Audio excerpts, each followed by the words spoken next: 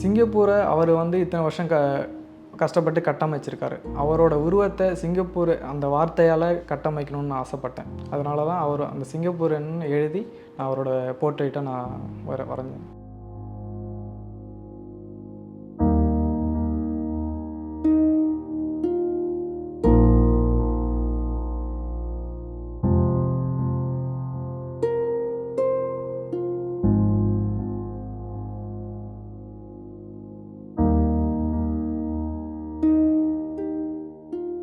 எனக்கு இது மாதிரி ஓவியம் வரைகிறது இப்போ ஸ்கூல் டைம்லேருந்தே பண்ணுவேன். இது மாதிரி நான் 10th படிக்கிறப்ப திருக்குறள் வைத்து எழுதி திருவள்ளுவரை வரைந்தேன். அவர் எழுதின 1330 திருக்குறளையும் அதில் எழுதி அவரோட போர்ட்ரேட்டை நான் வரைஞ்சேன். அதுக்கு ரொம்ப பாராட்டுக்கள் கிடச்சிச்சு. அந்த விஷயத்தை தான் நான் மறுபடி ரீக்ரியேட் பண்ணணும்னு ஆசைப்பட்டேன்.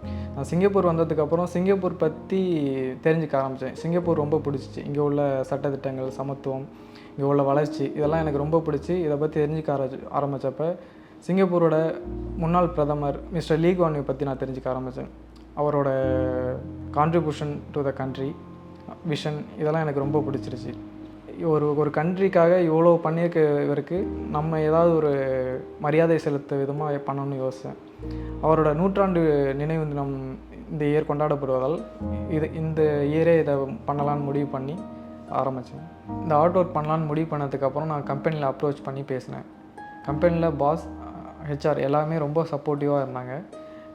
இந்த ஒர்க் ரொம்ப மீனிங்ஃபுல்லான ஒர்க், கண்டிப்பாக பண்ணுங்கிற மாதிரி சப்போர்ட் பண்ணி எல்லா வித சப்போர்ட்டும் தரேன், ஆஃபீஸ்லேயே பண்ணு அப்படிங்கிற மாதிரி சொல்லிட்டு, இங்கே சிங்கப்பூர் புக் ஆஃப் ரெக்கார்டுன்னு ஒன்று இருக்கிறத பற்றி தெரிஞ்சுக்கிட்டு அதில் நான் அவங்கள அப்ரோச் பண்ணேன். அவங்களும் இதுக்கு சப்போர்ட் பண்ணாங்க. அது மூலம் பண்ணதுனால எனக்கு ஒரு நல்ல அங்கீகாரமும் கிடச்சிச்சு. இதை எடுத்துகிட்டு இது வந்து ஒரு நாளைக்கு 10 ஹவர்ஸுக்கு மேலே நான் ஒர்க் பண்ணேன். 5 days கிட்ட ஒர்க் பண்ணேன். மொத்தமாக இது முடிக்கிறதுக்கு 52 hours ஆச்சு. ஃபஸ்ட்டு இந்த போர்ட்ரேட் பண்ணுறதுக்கு நான் வந்து கிரிட்டு போட்டு அந்த டெக்னிக் தான் யூஸ் பண்ணேன். நார்மலாக ஃபோட்டோஸில் கிரிட்டு எடிட் பண்ணிக்கலாம். அதே மாதிரி ஷீட்டில் கிரிட்டு போட்டு அந்த ஒவ்வொரு கிரிட்டு பார்த்து பென்சிலில் ஃபஸ்ட்டு ஸ்கெட்ச் பண்ணிக்கிட்டேன். அதுக்கப்புறம் எழுத ஆரம்பித்தேன். இந்த ஒரு பென்னு தான் இதுக்கான யூஸ் பண்ண பென்னு.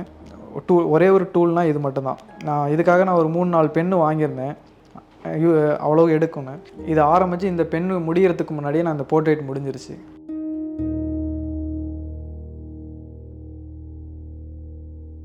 தமிழ் முரசு இப்போது உங்கள் உள்ளங்கையில். சட்டுன்னு தட்டுங்க, பட்டுன்னு படிங்க.